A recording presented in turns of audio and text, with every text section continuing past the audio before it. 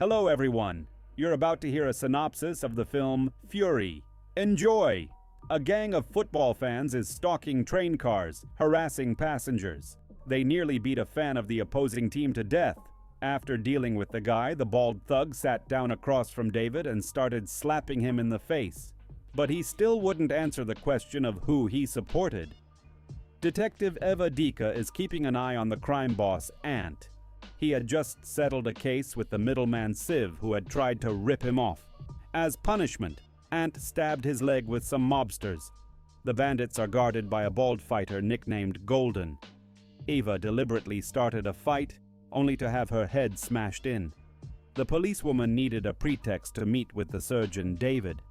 David Kashub's brother faces 20 years in prison for organizing a criminal group and underground fighting. He can help him. Kashub stepped into the ring for a 4-on-4 fight. He was matched against the biggest man. Kashub wasn't doing well until Golden stepped in to back him up. In the end, the whole crowd kicked that boar to the ground. The Furiosa guys won. Kashub wasn't happy to see his brother back here after 10 years. These football fans are helping Muravyov run his drug business. Eva was also a member of the gang until her brother was killed during a showdown. At the time, she was dating David, also a former Furiosa member. The police want the doctor to infiltrate the gang again and rat out the organization's top brass. That way, they'll leave his brother alone. David came to visit the Kashub family. Golden soon showed up. David felt uneasy and ran away, just like 10 years ago. The next day, David was almost caught. He threw off the wiretap just in time and offered Golden his help. They were having a huge fight today, and he was a doctor after all and could be of use. The police were planning to stop the brawl. SWAT stopped the bus carrying the fans, but they managed to trick the cops and put inflatable dolls in their seats. They got into cars and drove to the forest. A serious brawl with other ultras was about to take place here. The newcomers were receiving their final instructions, while the others were warming up. Kashub noticed his brother. Despite their shared business, Furiosa would fight against Muravi's brigade. Golden began handing out broken cleavers, but Kashub ordered them to put their weapons away. No one had ever defeated Muravi. They had been waiting for this fight for a whole year, so everyone had to give it their all. The two crowds of football fans charged at each other. Golden had his own plan. He held back some of the fighters. The rest, led by Kashub, were trying to counter the enemy's superior numbers. Finally, Golden also went on the attack. The fresh fighters turned the tide of the fight. David stood behind, but he still had to recharge his old skills. Meanwhile, Kashub had finished off Muravi. Furiosa had won today. Bulka, who had been relieving himself in the bushes, ran out of the forest. He had missed everything. Suddenly, one of the older Olos felt ill. He fell to the ground. David came in handy just in time. Olo was only able to breathe when the doctor inserted a catheter into him. The joyful gang returned to their lair. Detective Bauer was already waiting for them there. The cops searched the premises but found nothing. In fact, Bauer had made sure their mole was okay. Golden had met with Polanski's drug supplier. They needed to pick up a new shipment from the port. He needed a new, reliable man. He'd swindled the other one at Siavogo's. Someone had executed him yesterday. David remembered why he'd left the organization. 10 years ago, a 3-on-3 brawl broke out in an underground passage. Eva's brother suddenly attacked with a knife. David was frightened and stood frozen in place. Before Eva's eyes, her brother was stabbed to death with his own knife, and Golden was severely beaten. Kashub wanted to kill his cowardly brother, but only succeeded in driving him out of the Furiosa. Golden shaved his head and hasn't changed his style since. After this event, Eva joined the police.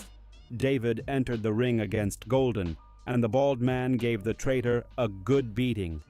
Siewi was also a member of the Furiosa. The cops will now be even more diligent in their investigation, so Kashub asked the boys to remain as quiet as possible. The detectives want David to find out who killed Siwi. Ava demands the same from her informant in Muravyov's gang. While Golden and David were busy, the cops arrested everyone in the gym. The only one they didn't take was Muravyov, who was out getting donuts. Meanwhile, the ants were playing some kind of Polish version of football. The cops also showed up, but only the wanted ones made it out. Ant was arrested for Siewo's murder.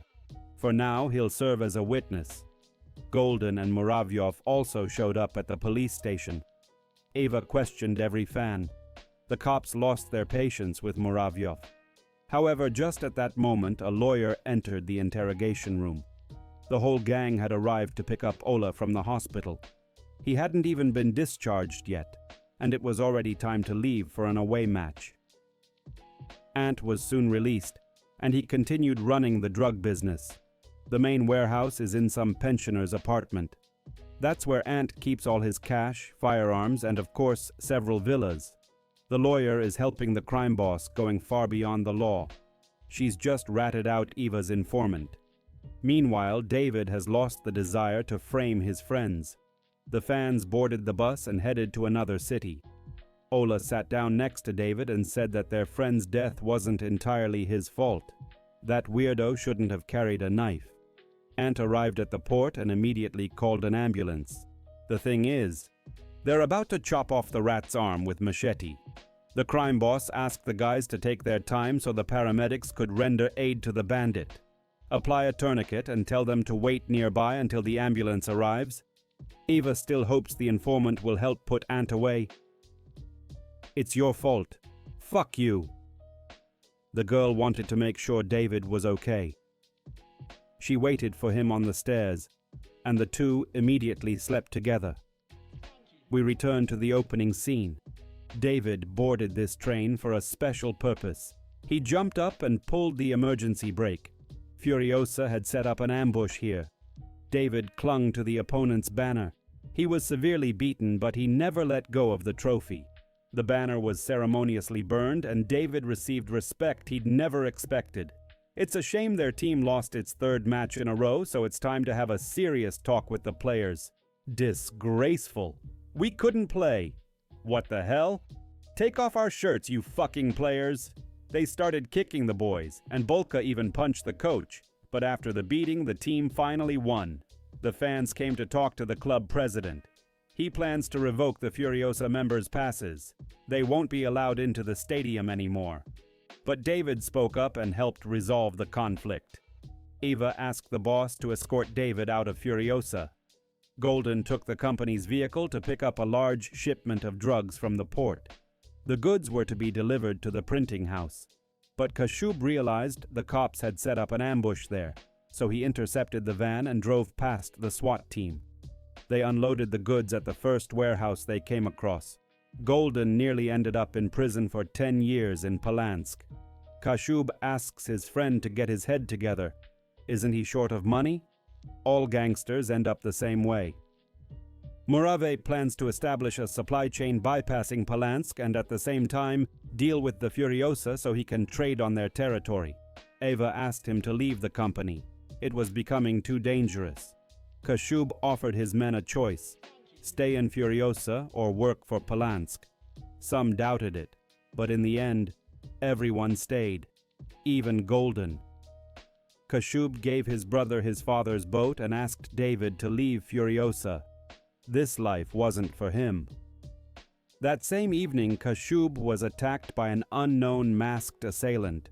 The man tried to escape, but they caught up with him, beat him with clubs and slashed him with cleavers. For some reason, they didn't finish him off. The main man wanted to deliver the final blow with his pitchfork. Kashub, with the last of his strength, called his family. Kashub was taken to the hospital, and they fought for his life all night. But no miracle happened. Kashub died before his brother's eyes. David tried for a long time to revive Kashub, but eventually resigned himself. The fighters were planning to take revenge on the ant, but Golden asked them to calm down. First, the police were watching them, and second, the ants were out of their league right now. The organization needed to rise to his level and then strike. David told Eva that from now on he would no longer cooperate with the cops and would find and kill his brother's killer. Golden wasn't wasting any time. He captured Polanski and his men. The old man would hand over his business and nightclub, or his granddaughter would suffer. After the documents were signed, Golden ordered David to shoot the kingpin. David couldn't do it, so Baldy grabbed a Kalashnikov himself and imprisoned his recent employer. Golden had completely taken over the drug business in his area. One day, an ant captured him, but instead of killing him, he brought him to his lab. The bandit offered Golden a partnership and expanded the business. As he had access to England and Ireland, business picked up even more steam, and Baldy himself began frequently using his own powder. He came to his men and began throwing around bundles of euros. Only David and Olo openly opposed collaborating with their main enemy. Kashub's wife asked David to avenge her husband without fail. One evening, the most loyal members of Furiosa were tailing the ant, but suddenly they were blocked on all sides by his armed men. The ant swore he hadn't killed Kashub because he respected him. Kashub was an honest hooligan, a true fighter. The bandits got back into their cars and drove away. Only Bulka was injured. Meanwhile, special forces arrived at Golden's home. He fled across the fields in his underwear, but Ava was already waiting for him at one of the summer houses. A fight broke out between them. Golden punched a police officer in the face, but in return he was hit in the head with a bottle. The bandit took the gun from Eva. Fortunately, Bauer arrived in time and knocked him out. It turned out that Kashub's murder had been captured on several video cameras. After the pitchfork attack, Golden removed his mask. However, Bauer has no intention of throwing him behind bars. He offered the killer a deal which Ava didn't like at all. According to Bauer, Golden is small fry. They could tie up Ant and destroy the organization. Bald described the supply chain to Ireland. Ant isn't personally involved, with one exception. He accepts the money his mistress brings him from the port. Thanks to this information, the police carried out a successful raid, and soon the freed Golden was dancing in a nightclub.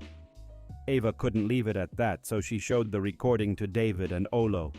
He hired ultras from another club to attack Kashub, so the Furiosa members weren't involved. Bauer learned that the recording had been leaked, so he ordered SWAT teams to the club. David wanted to confront his brother's killer one-on-one. He had managed to get back into shape and was no longer a punching bag. David knocked out the saucer and was about to beat him to death, but Olo ordered him to run as if he wasn't there. The remaining fighters chopped Golden into pieces with machetes. Ava smuggled David through the police cordon, and all his friends were arrested. Meanwhile, Bauer was conducting an operation to capture the ant, but his lawyer warned him. The ant made a show of shitting on the road and drove away without the money. The police, of course, confiscated the drugs, but the crime boss got away unscathed. Bauer ordered Ava to hand over her badges and weapons for framing Golden.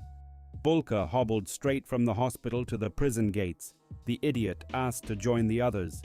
David gave Ava and his dead brother's family a ride in his boat. Now he makes his living fishing. But his past caught up with David. He sat down on the shore and died, looking out over the Baltic Sea.